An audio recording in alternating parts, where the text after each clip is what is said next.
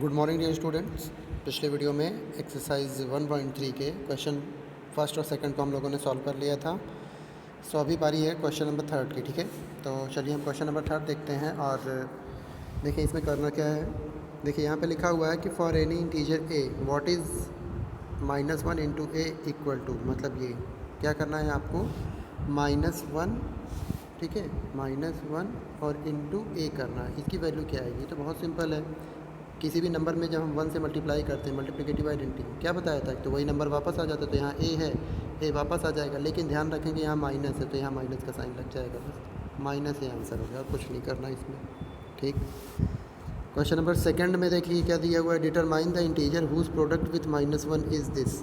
मतलब क्या करना है आपको, क्या करना है कि ऐसा इंटीजर बताना है, ठीक है, जिसमें जब आप -1 से क्या करो, गुणा करो, मतलब उस इंटीजर, मान लो वो इंटीजर हमें नहीं पता, यहाँ पे क्वेश्चन मार्क लगा दिया, वो इंटीजर हमें नहीं पता है, तो इसमें हम अगर -1 से गुणा कर दें तो मान लीजिए इसमें 3 क्वेश्चन है, ए बी सी है ना, तो कौन सा मान लो, चलो मैं आपको यही बता देता हूँ।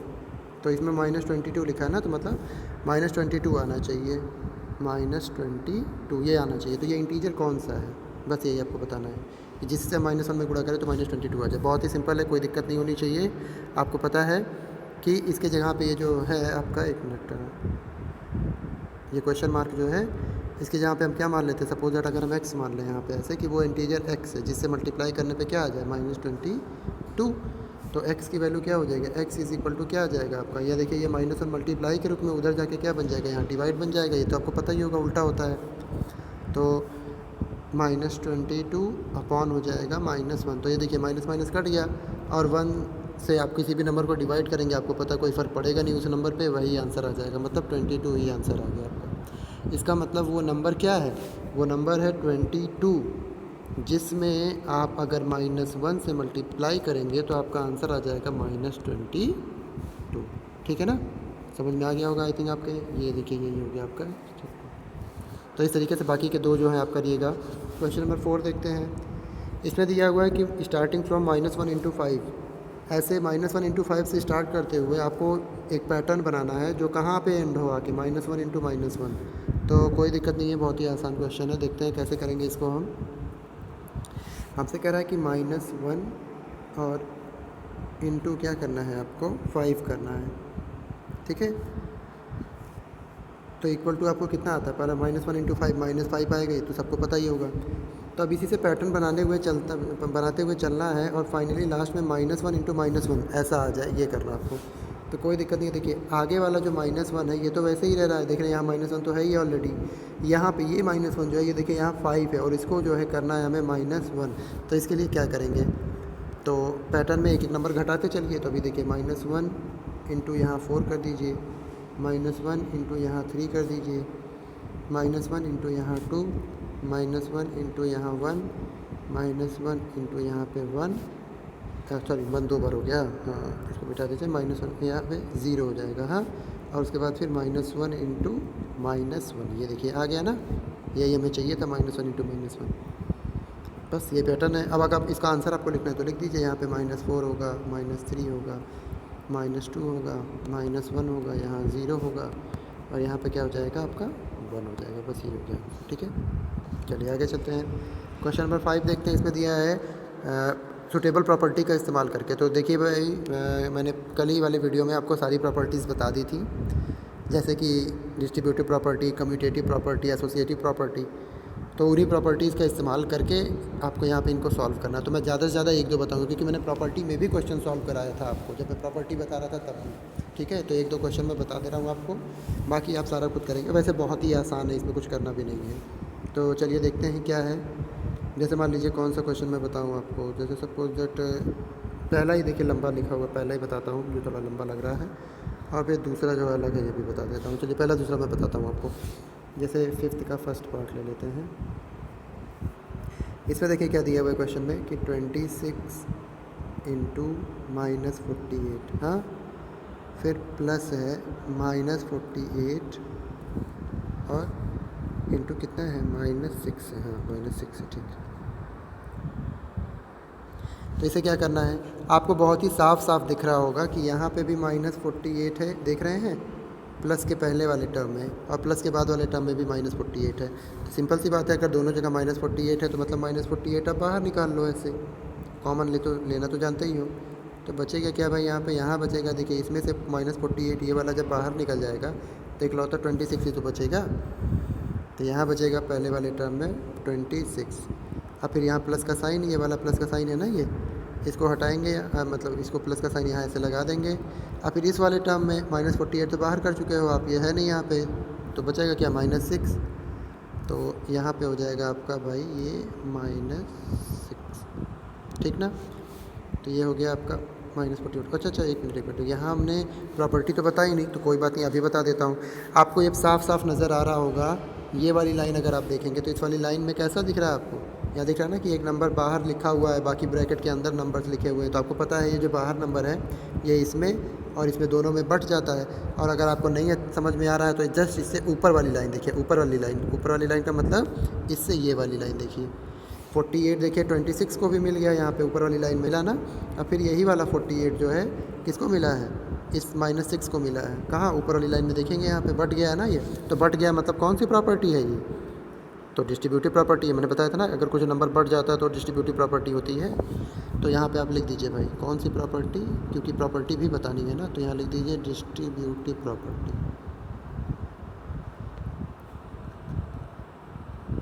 डिस्ट्रीब्यूटिव प्रॉपर्टी, ठीक ना। तो बस इसको सॉल्व कर लेते हैं, चलिए थोड़ा सा आगे कर लेते हैं। क्या है ये, 26 हो गया यहाँ पे, और ये प्लस माइनस का मल्टीप्लाई यहाँ देखेंगे क्या हो जाएगा, आपको पता है, कल ही बताया था, प्लस माइनस का मल्टीप्लाई माइनस होता है, और ये 6। तो ये हो जाएगा -48, यहाँ पे इंटू हो जाएगा, ब्रैकेट हटाएंगे क्योंकि 26 में से 6 घटाएंगे तो कितना आ जाएगा, 20 आ जाएगा, तो यहाँ 20 लगा दिया। अब 48 में जब 20 से मल्टीप्लाई करेंगे तो कितना आएगा भाई, ये 0 का 0 पीछे लग जाएगा, 8 2 16 का 6 1 कैरी, और 4 2 8 और 1 9 960, लेकिन आगे माइनस है तो माइनस भी रहेगा, तो -960 यही हो जाएगा आपका आंसर, ठीक है। प्रॉपर्टी भी बता दी, सोल्यूशन भी कर दिया, ठीक है। ऐसे ही चलिए दूसरा वाला क्वेश्चन भी मैं आपको बता देता हूँ, क्योंकि इसमें एक अलग प्रॉपर्टी है। और बेसिकली मैं बता दूँ आपको कि इस क्वेश्चन मतलब इतने जितने भी क्वेश्चन सब में 2 ही प्रॉपर्टी है, तो डिस्ट्रीब्यूटिव या कम्यूटेटिव ही लगेगी ज़्यादातर, और कोई लगनी नहीं चाहिए। लेकिन आप देख लीजिएगा जब आप लगाएंगे तो आपको पता ही चलेगा कौन सी प्रॉपर्टी लग रही है, ठीक ना। चलिए तो हम बात करते हैं अपना नेक्स्ट क्वेश्चन नंबर 2 की, ठीक है। सेकंड माने 5th का बी पार्ट, इसमें कौन सी प्रॉपर्टी लग रही है, चला देखेंगे इसको। 8 × 53 × -125, ठीक ना।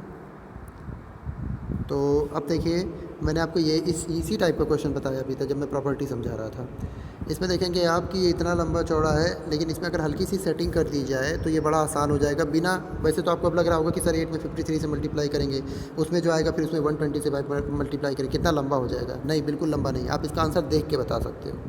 हाँ बिल्कुल देख के बता सकते हो, लेकिन अगर आपको प्रॉपर्टी ध्यान है तब देख के बता सकते हो। जैसे मुझे प्रॉपर्टी ध्यान है तो मैं इसका आंसर देख के बता दूंगा, तो इसका आंसर आ जाएगा 53 और 1 2 और ये 3 0 लगेगा आपका माइनस में, हाँ यही आंसर आएगा, ठीक है।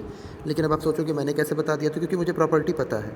तो कैसे प्रॉपर्टी इसकी लगाएंगे, आप भी देख लीजिए, आपको भी प्रॉपर्टी अगर ध्यान है तो आप भी बता सकते हो। कैसे करेंगे देखेंगे, -125 है, ठीक है ना, ये तो है ही है, इसमें × 8 इसके साथ लिख देंगे। यहाँ पे तो -125 के साथ 53 लिखा था ना, हम बदल देंगे, ऑर्डर बदल देंगे। और तो आपको पता है कि जैसे ही ऑर्डर बदलते हैं हमारे पास जो कौन सा प्रॉपर्टी आ जाता है, वो आ जाता है कम्यूटेटिव प्रॉपर्टी, क्योंकि ये दोनों नंबर इनका हम ऑर्डर बदल रहे हैं ना, ठीक है। 8 के साथ 53 था, मैं 8 के साथ 125 कर रहा हूँ, तो ये आपका जो है ये हो जाएगा 125 × 8, ये हो चुका है, और × 53 बचा हुआ उसको उतार दे रहे हैं ऐसे बस। तो भाई प्रॉपर्टी लिखनी पड़ेगी आपको, तो यहाँ लिख दीजिए commutative property.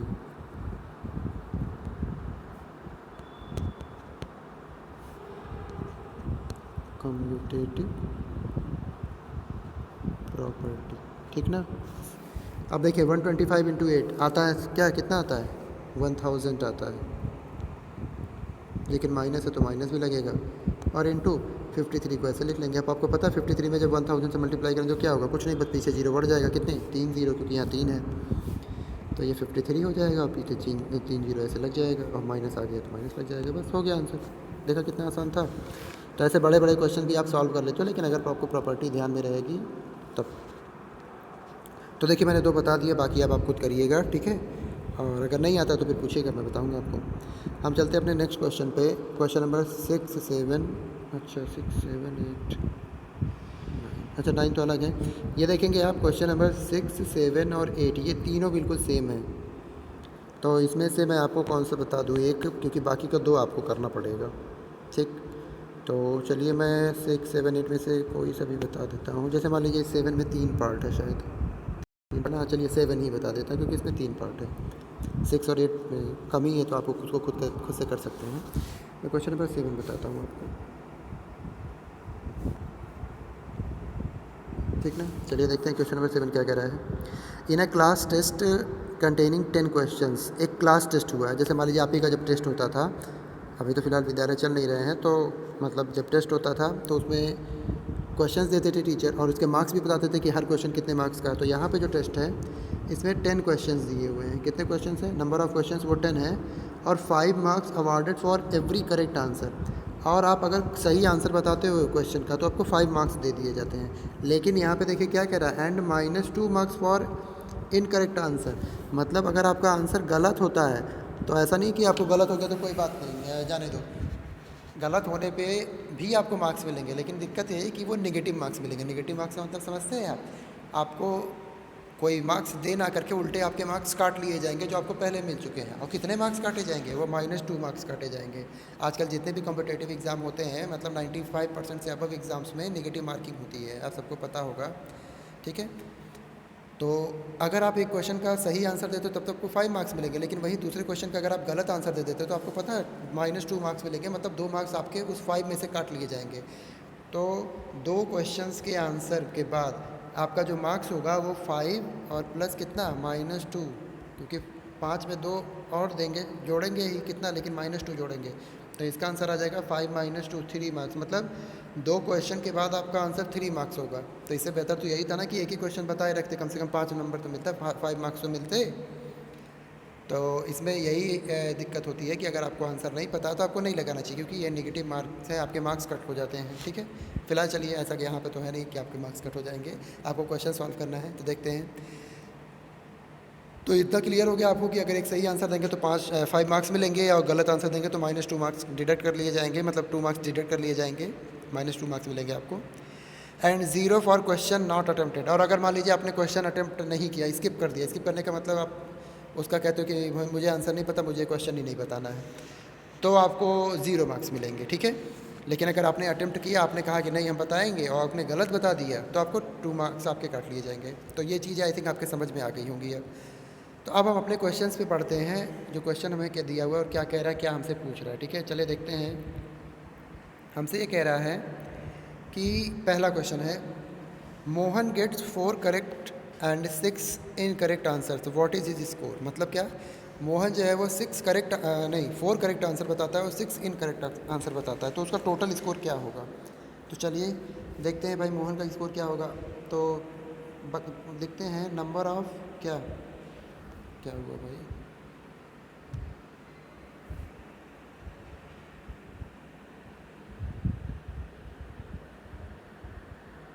Number of correct answers of Mohan, मतलब मोहन ने कितने करेक्ट आंसर दिए हैं, इक्वल टू 4 है। तो भाई आपको पता है एक करेक्ट आंसर पे 5 मार्क्स है, तो 4 करेक्ट आंसर पे कितने मार्क्स हो जाएंगे, 5 से मल्टीप्लाई कर देंगे। तो यहीं लिख देते हैं क्या, marks for 4 correct answer, marks for 4 correct answer.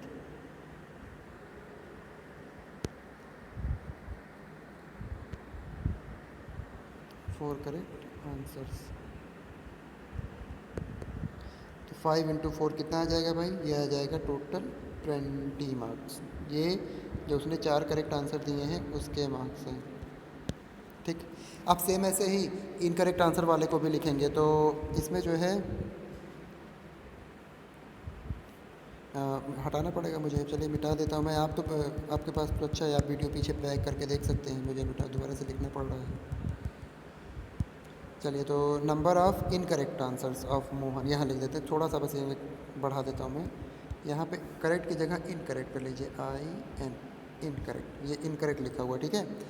तो इनकरेक्ट आंसर कितने दिए हैं मोहन ने इनकरेक्ट आंसर दिए हैं 6। तो मार्क्स फॉर इनकरेक्ट आंसर कितने हो जाएंगे, या फिर ये लिखिए total marks for incorrect answer, total बढ़ा दीजिए, ज़्यादा सही रहेगा। Total marks for incorrect answers, incorrect answer equal to कितना हो जाएगा भाई, 6 इंटू -2 मार्क्स दे रहा है एक इनकरेक्ट आंसर के लिए, तो -2, तो ये आ जाएगा 6 2 12 -12, ठीक है ना। तो -12 मार्क्स मिले हैं उसको इनकरेक्ट आंसर देने पे, ठीक है। तो अब हमें क्या करना है, उसके टोटल मार्क्स पता करना है ना कि उसको टोटल कितने मार्क्स मिले हैं। तो टोटल मार्क्स ऑफ मोहन,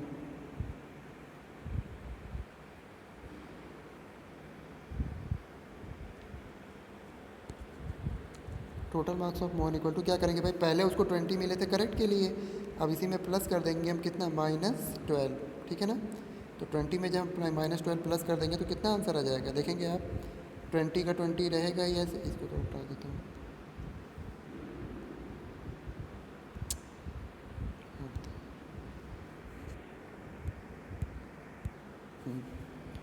20 का तो 20 रह जाएगा, और प्लस माइनस का मल्टीप्लाई जो यहाँ पे है कितना हो जाएगा, ये -12, 20 -12 कितना आ जाएगा, 8। तब भाई आपका आंसर कितना आ गया, 8 मार्क्स। मतलब मोहन को टोटल 8 मार्क्स मिलेंगे, कब, जब वो 10 के 10 क्वेश्चंस अटेम्प्ट करेगा और उसमें से 4 अगर सही बताएगा और 6 गलत बताएगा तब, ठीक ना। चलिए, ऐसे ही रेशमा है, रेशमा का दिया हुआ है, Reshma gets 5 correct answer and 5 incorrect answer, what is score. ये तो सिंपल सी बात है, ये तो आप कर ही लोगे। किसमें 5 उसके करेक्ट, अब मैं पूरा स्टेप नहीं लिखूंगा, मैं ऐसे और बता दे रहा हूँ आपको। उसको 5 करेक्ट आंसर दिए तो 5 इंटू 5, इसके टोटल 25 मार्क्स हो जाएंगे करेक्ट आंसर के, और इनकरेक्ट भी उसके 5 है, तो 5 क्वेश्चन हो गया और इनकरेक्ट में मार्क्स कितने मिल रहे हैं, -2, तो 5 2 10 -10 हो गया। तब ये 25 और प्लस ये -10 कर देंगे, ठीक है ना। तो ये सॉल्व करके 25 -10 कितना आ जाएगा, 15 मार्क्स। रेशमा का टोटल 15 मार्क्स होगा, ये आप कर लीजिएगा स्टेप के साथ। मैंने स्टेप्स नहीं लिखे यहाँ पे, आपको लिखना पड़ेगा लेकिन, ठीक है। मैं हीना वाला बता देता हूँ क्योंकि इसने कुछ attempt, Heena gets 2 correct and 5 incorrect answer out of 7 question she attempt, what is her score. अच्छा ठीक है, चलिए। तो हीना वाला भी आसान ही है, कोई दिक्कत नहीं, इसका भी मतलब ज़्यादा तामझाम करने की ज़रूरत नहीं है। कैसे, देखिए हीना जो क्या कर रही है, वो 2 करेक्ट आंसर दे रही है, ठीक है, लेकिन 5 इनकरेक्ट आंसर दे रही है आउट ऑफ 7 क्वेश्चन। और कितने क्वेश्चन वो सॉल्व किए, मतलब कितने क्वेश्चन को उसने अटेम्प्ट किया है, 7 क्वेश्चन को उसने अटेम्प्ट किया है, ठीक है। तो 7 ही किया है, बाकी चलिए 3 तो अटेम्प्ट नहीं किया। तो जब 3 अटेम्प्ट नहीं किया तो बेहतर है आपका, क्योंकि उस पर आपको मार्क्स देने की ज़रूरत ही नहीं है, ठीक है। तो करेंगे क्या, हम यहाँ पे जो स्टेप्स लिख देंगे वो पहले वाले स्टेप्स होंगे आपके, ठीक है। तो इसके भी टोटल मार्क्स मैं आपको करके दिखा देता हूँ, स्टेप्स मैं नहीं लिखूँगा, स्टेप्स आप लिखेंगे, ठीक है। और बिल्कुल वैसे स्टेप्स लिखेंगे जो ऊपर वाले क्वेश्चन में मैंने लिख करके दिखाया था, ठीक है। तो हिना का टोटल मार्क्स कितना हो जाएगा भाई, इसने देखो 5 क्वेश्चन उसने करेक्ट नहीं, 1 मिनट, 2 क्वेश्चन करेक्ट किए ना, तो 2 इंटू कितना हो जाएगा उसका टोटल मार्क्स, डायरेक्ट में कर रहा हूँ, 2 इंटू 5 कर देंगे, ये तो करेक्ट का है, प्लस कितने इनकरेक्ट है, 5 इनकरेक्ट है, तो 5 इंटू कितना कर देंगे, -2 कर देंगे, क्योंकि -2 जो है इनकरेक्ट आंसर का है, ठीक है ना। अब प्लस 3 इंटू 0 करेंगे। अब आप ये कहेंगे 3 इंटू 0 क्यों कर रहा हूँ मैं, एक्चुअली 3 इंटू 0 है कि जो इतने 3 क्वेश्चन अटेम्प्ट नहीं किए। हालांकि आपको अगर ये नहीं करना है, ये वाला स्टेप नहीं लिखना है, तो आप ये मत लिखो, तब भी कोई दिक्कत नहीं है आपको, ठीक है। बस ये तो कॉमन सेंस के ऊपर है कि उसने 7 ही क्वेश्चन किए, मतलब 3 क्वेश्चन अटेम्प्ट नहीं किए, तो जो अटेम्प्ट नहीं किए उस पर 0 मार्क्स मिलेगा, मतलब कुछ नहीं मिलेगा। तो ये अगर आप नहीं लिखते हो तो भी कोई दिक्कत नहीं है, और लिखते हो तो कोई बात नहीं, क्योंकि वैसे भी ये फाइनली क्या था, 3 इंटू 0 था ना, तो 3 इंटू 0 0 ही हो जाता, ठीक है ना। तो चलिए जैसा आपका मन है वैसे करिएगा। तो फिलहाल यहाँ मैं बता देता हूँ, ये 5 2 10 हो गया, अब प्लस ये भी तो 5 2 10 है, लेकिन माइनस में है, तो -10 हो गया आपका। तो ये 10 -10 कितना आ जाएगा, 0। इसका मतलब हिना को फाइनली 0 मार्क्स मिलेंगे। उसने 7 क्वेश्चंस किए, लेकिन रिज़ल्ट उसका क्या आया, 0 मार्क्स मिले उसको टोटल। क्यों, क्योंकि उसने जो है 10 मार्क्स तो उसको करेक्ट आंसर के मिले थे, लेकिन 10 ही मार्क्स जो उसके काट लिए गए थे, क्योंकि उसने इतने इनकरेक्ट आंसर बताए थे, कितने, 5 इनकरेक्ट, ठीक ना। चलिए, तो ये हो गया आपका। ऐसे क्वेश्चन नंबर 8 में प्रॉफिट और लॉस वाला है, ये आप बिल्कुल कर सकते, कोई दिक्कत नहीं होगी आपको, मतलब। और अगर होती है तो मुझे बताइएगा, मैं ही बता दूंगा आपको, ठीक है। वैसे होनी नहीं चाहिए, क्वेश्चन नंबर 9 देखते हैं। इसमें क्या दे रहा है कि replace the blank with an integer to make it true statement. अच्छा, मतलब यहाँ पे जो ब्लैंक है ना ये, ठीक है, ये ब्लैंक को हटाना है आपको, यहाँ पे कौन सा इंटीजर हो ताकि ये जो स्टेटमेंट है वो ट्रू हो जाए। बड़ा सिंपल है, इसका जैसा क्वेश्चन मैं ऊपर बता चुका हूँ आपको एक ही, ठीक है। क्या करेंगे, एक मैं बता देता हूँ, बाकी आप करिएगा। जैसे ए ही बता दे रहा हूँ क्योंकि बहुत आसान है सब। 3 इंटू, यहाँ पे हमें नहीं पता ना ब्लैंक क्या है, तो हम मान लेते हैं यहाँ पे एक्स है, ठीक है। 3 इंटू एक्स, सपोज दैट वो नंबर क्या है, एक्स है, जिसमें -3 से जब हम मल्टीप्लाई करेंगे, देखिए मल्टीप्लाई है ना यहाँ पे, तो -3 से मल्टीप्लाई करने पे आंसर क्या आना चाहिए, 27। तो चलो ये हम मान लेते हैं कि यहाँ x है, जिसे मल्टीप्लाई करने पे आंसर क्या आ जाएगा, 27, ठीक है। तो हमें x की वैल्यू पता करनी है, ठीक है ना। तो x को यहीं रहने दो ऐसे अपनी जगह पे। यहाँ देखो ये इंटू का साइन लगा और उसके पहले क्या है, -3। तो आपको पता है -3 इंटू के रूप में है, जब इसको हम इधर भेजेंगे तो यहाँ नीचे आ जाएगा ना, डिवाइड के फॉर्म में आ जाएगा। तो कैसे कर लिखेंगे इसको, देख लेते हैं ज़रा सा। तो x = हो जाएगा 27, तो आपका है ही है यहाँ पे, अपॉन ये -3 नीचे आ जाएगा। तो x = आ जाएगा आपका कितना, 3 9 जा 27, और माइनस नीचे तो ऊपर चला जाएगा आपका, ये -9 आंसर आ जाएगा बस, ठीक है ना। तो देखा, इस तरीके से आपने ये सारे क्वेश्चंस कर लिए और ये एक्सरसाइज भी आपका ख़त्म हुआ क्या, 1.3। अब नेक्स्ट वीडियो में हम लोग पहले डिवीज़न ऑफ इंटीजर्स सीखेंगे और उसके बाद अगले एक्सरसाइज के बारे में बात करेंगे, ठीक है। चलिए।